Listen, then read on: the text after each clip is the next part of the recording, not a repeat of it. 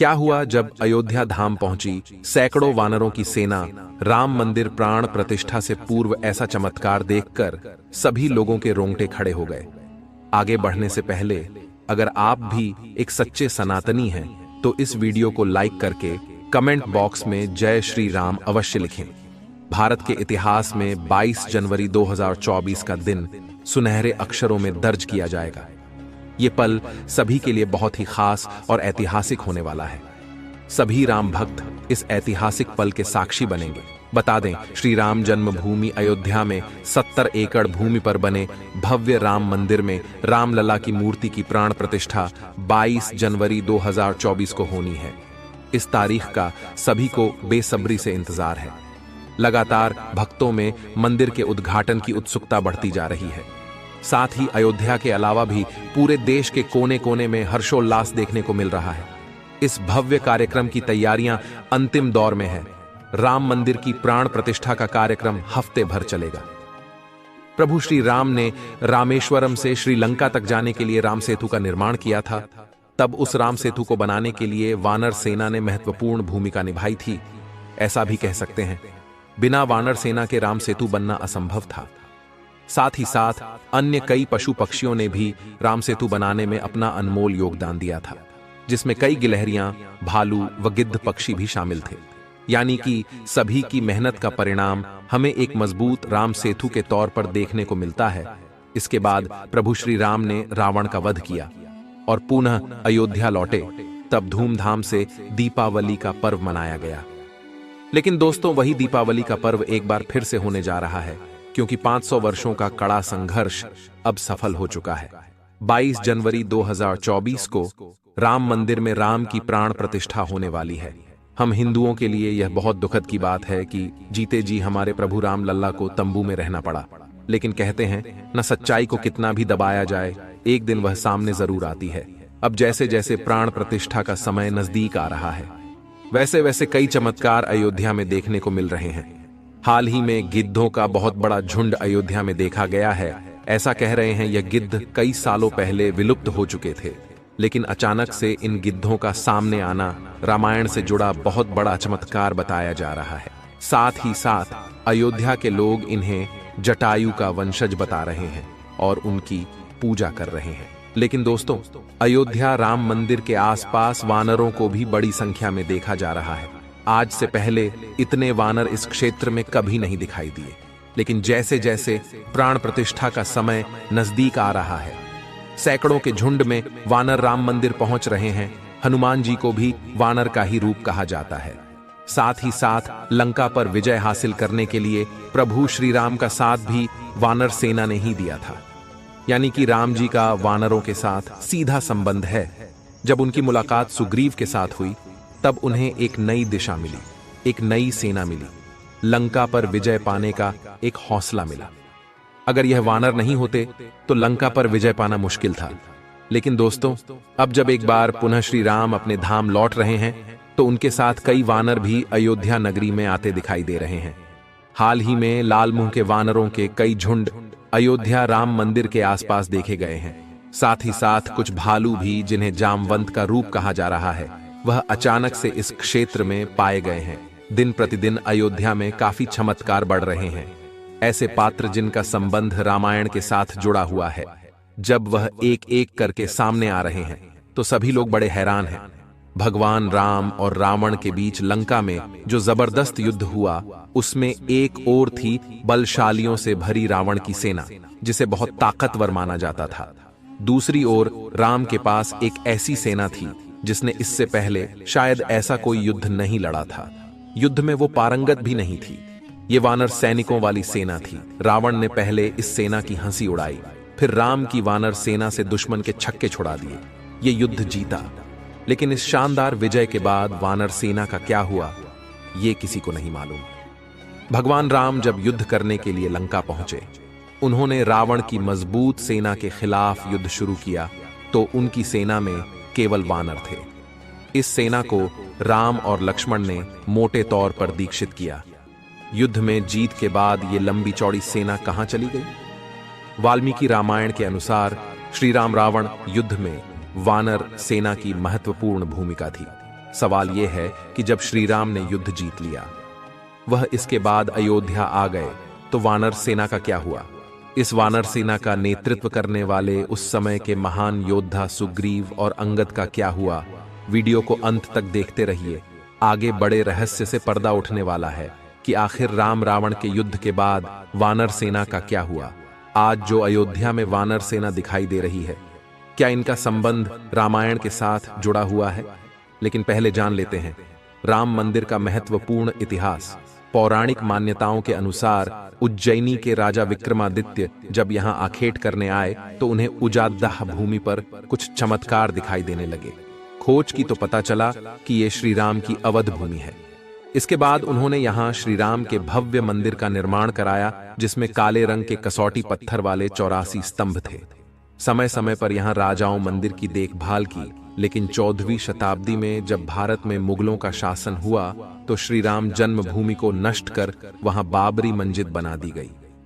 1525 में राम जन्मभूमि मंदिर को बाबर के सेनापति मीर बांकी ने ध्वस्त करवाया था। बाबरी मस्जिद की 3 गुंबद थी, जिसके बाहरी हिस्से में एक चबूतरे में श्री राम के बाल स्वरूप की पूजा होती थी।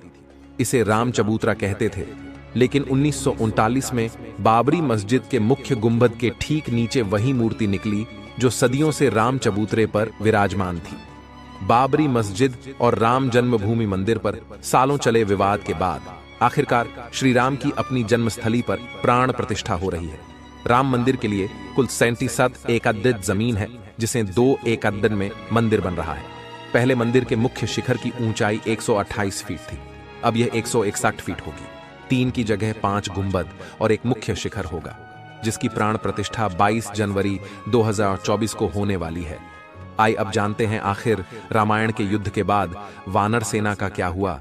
रामायण के उत्तरकांड में उल्लेख है कि जब लंका से सुग्रीव लौटे तो उन्हें भगवान श्री राम ने किष्किंधा का राजा बनाया, बाली के पुत्र अंगद को युवराज। इन दोनों ने मिलकर वहां कई सालों तक राज किया। श्री राम रावण युद्ध में योगदान देने वाली वानर सेना सुग्रीव के साथ ही वर्षों तक रही, लेकिन इसके बाद उसने शायद की कोई बड़ी लड़ाई लड़ी। हालांकि इस वानर सेना में अहम पदों पर रहे सभी लोग किष्किंधा में अहम जिम्मेदारियों में जरूर रहे।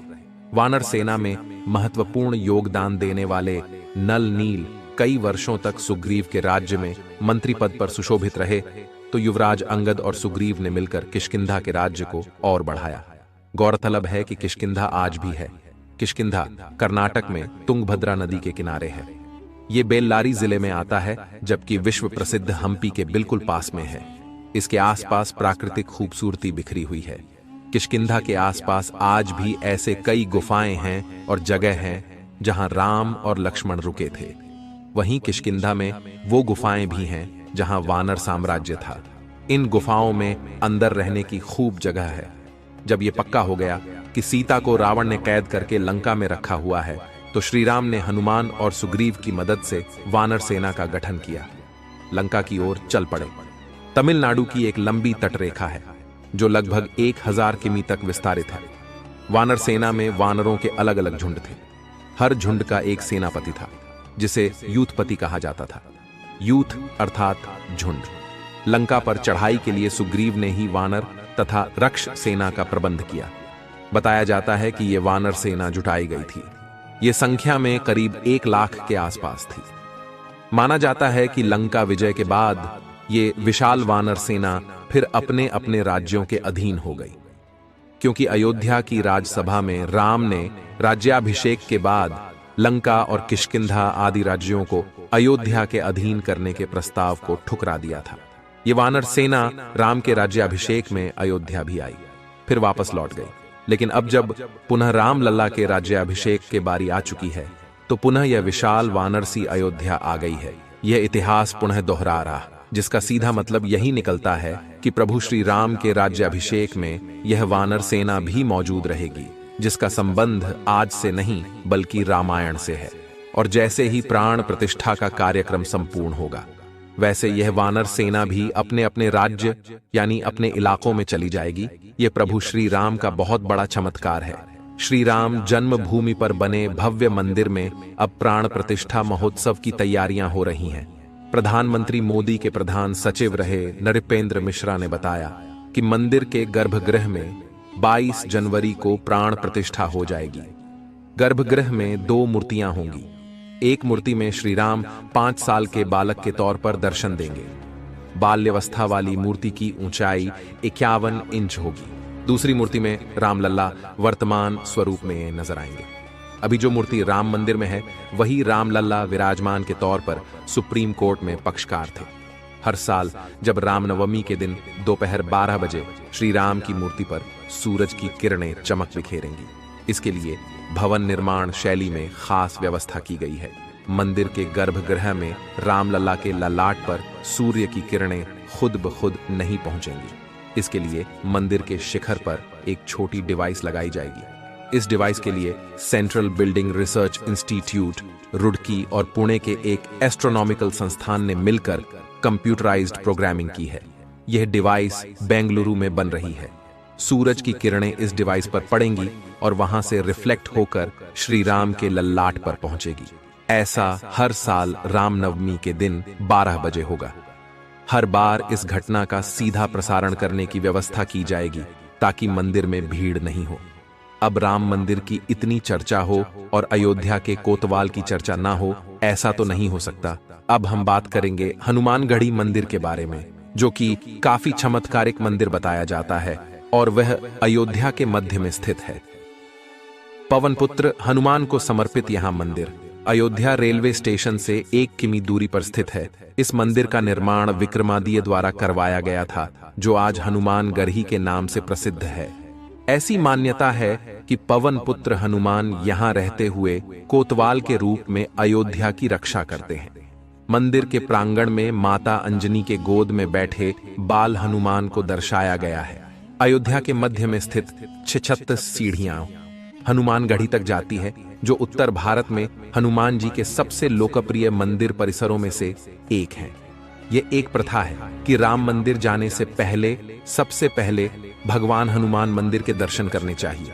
मंदिर में हनुमान जी की मां अंजनी रहती हैं, जिसमें युवा हनुमान जी उनकी गोद में बैठे हैं।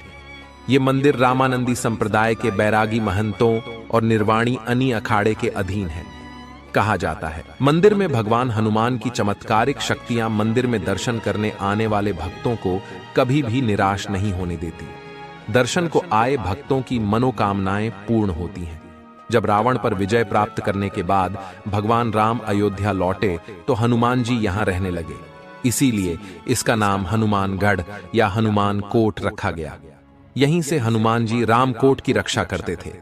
मुख्य मंदिर में पवन सुत माता अंजनी की गोद में बैठते हैं। 1855 में मुसलमानों ने मंदिर को नष्ट करने का प्रयास किया। मुसलमान हनुमानगढ़ी को मस्जिद बना देना चाहते थे, लेकिन वे ऐसा करने में सफल नहीं हो पाए। इतिहासकार सर्वपल्ली गोपाल ने कहा है कि 1855 का विवाद बाबरी मस्जिद राम मंदिर स्थल के लिए नहीं, बल्कि हनुमानगढ़ी मंदिर के लिए मुसलमानों और रामानंदी बैरागियों के बीच हुआ था। कहा जाता है नवाब सिराजुद्दौला को एक गंभीर बीमारी हो गई थी। उसका बचना लगभग नामुमकिन था। नवाब यहां पूजा अर्चना करने वाले बाबा अभय रामदास जी के पास आया। बाबा ने भगवान हनुमान जी से नवाब की अर्जी लगाई।